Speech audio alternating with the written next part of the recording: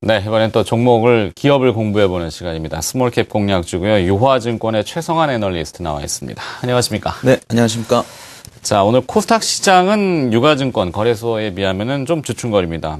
거래소는 워낙 등락이 확 들쑥날쑥거리죠. 요즘 환율도 하루에 20원씩 왔다 갔다 하고, 코스닥이 좀 조용한 편인데, 코스닥 시장, 어차피 개별주들이 좀 많이 들어있지 않습니까? 왜, 어떻게 보십니까?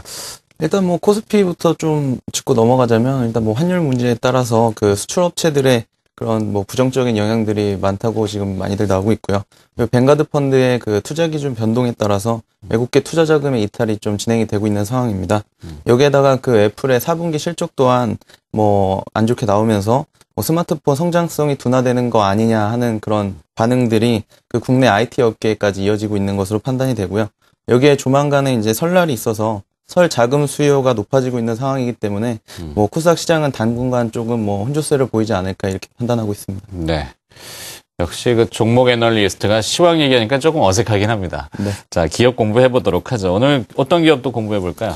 오늘 제가 이제 소개시켜드릴 종목은요, 그 국내 전자저울 1위 업체인 카스라는 회사입니다. 카스요? 예. 지난번에 한번 했었던 것 같은데. 예. 지난해 중반 정도에 한번 소개시켜드린 적이 있었는데요. 네. 최근에 그 음식물 쓰레기 문제가 상당히 심각하지 않습니까? 그리고 또 설날이 되면 가족들끼리 모여서 명절 음식들도 많이 먹고요. 현재 지역별로 그 음식물 쓰레기 종량제를 하고 있다고 하는데요.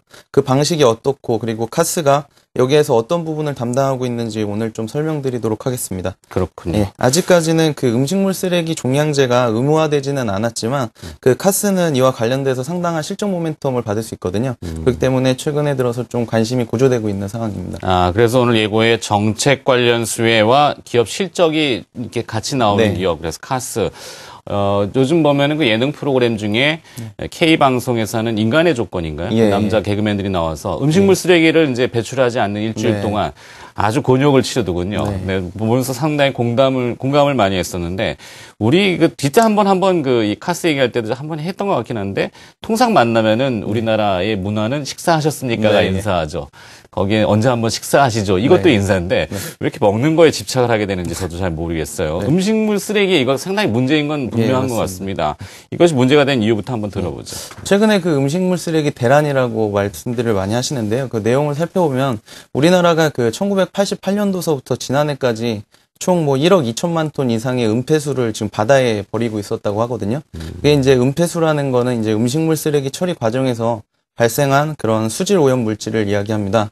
이런 사정이 이제 그 국제사회에 알려지면서 그 런던 협약의 가입국 중에서 바다에 폐기물을 버리는 그 유일한 국가라는 그런 오명을 좀 뒤집었었는데요. 그 런던 협약은 그 폐기물의 해양 투기로 인한 그 해양 오염을 방지하기 위해서 마련된 국제 협약입니다. 그 국제사회의 이런 비판들 때문에 정부는 올해서부터 이 은폐수를 그 전량 육상에서 처리하게 되었는데요.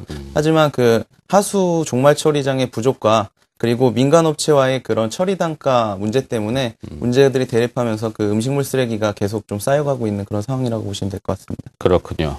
자, 저부터도 반성을 해야 되는 부분이 있어요. 네. 이 넓은 대양에 바닷가에 하나 툭 버린다고 티 나겠냐 이렇게 하지만 실제 그것이 문제가 커지기 때문에 런던 협약이라는 것이 생겨났다는 것이죠.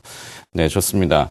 자, 이런 문제 때문에 정부에서도 2013년도부터 관련 기사를 보니까 단계적으로 이 음식물, 해양 투기를 금지하고 음식물 쓰레기 종량제를 도입하고 검토 중이다. 네. 이 내용은 맞습니까? 어떤 내용이죠?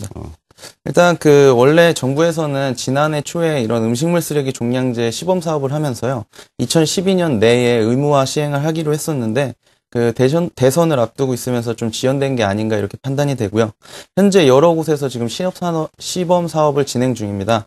그리고 각 시나 구에 따라서 본격적으로 도입 시점을 지금 조율하고 있는 상황이고요.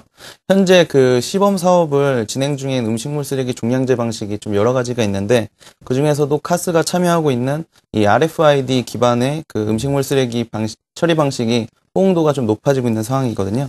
그러면 이제 카스가 지자체에 공급 중인 그 RFID 쓰레기 배출 흐름도를 좀 잠깐 보시겠습니다. 네. 예.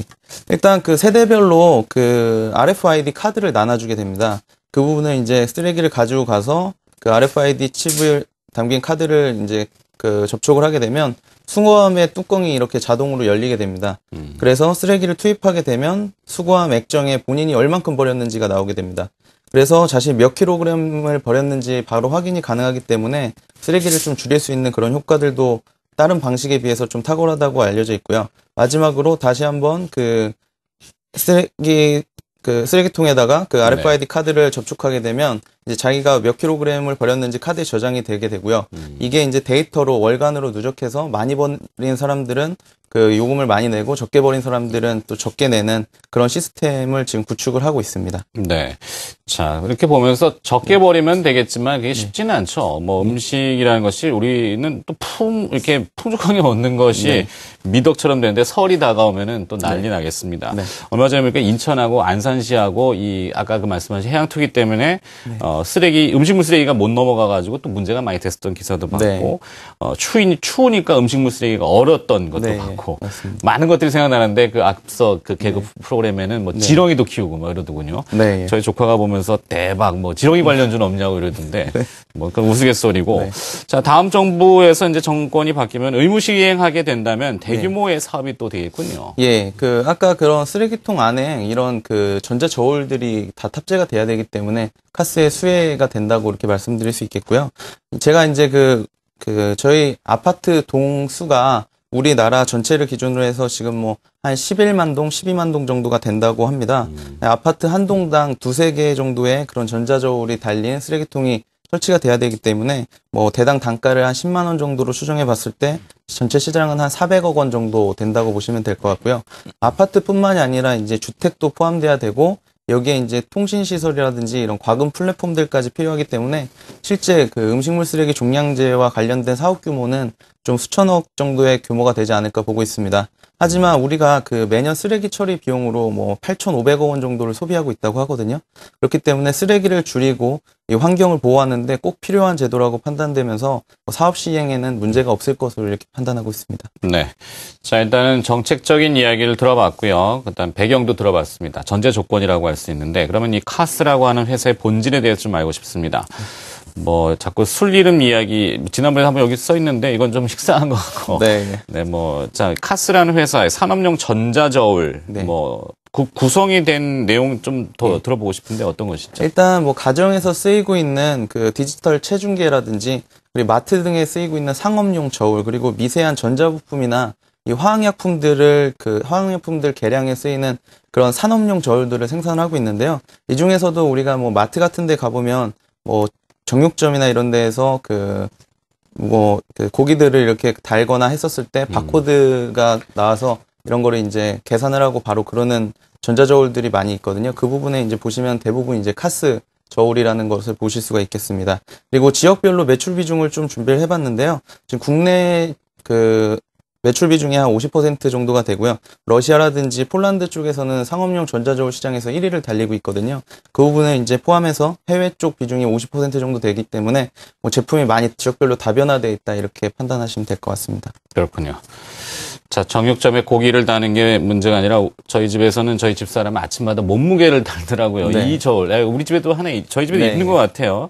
자, 그렇다면 일단 보편화되어 있는 건 알겠고 정책적인 수혜도 알겠는데 정책 수혜는 사실 잘못하면 허상일 수 있지 않습니까? 실적이 나오느냐가 중요합니다. 실적은 어떻게 봅니까?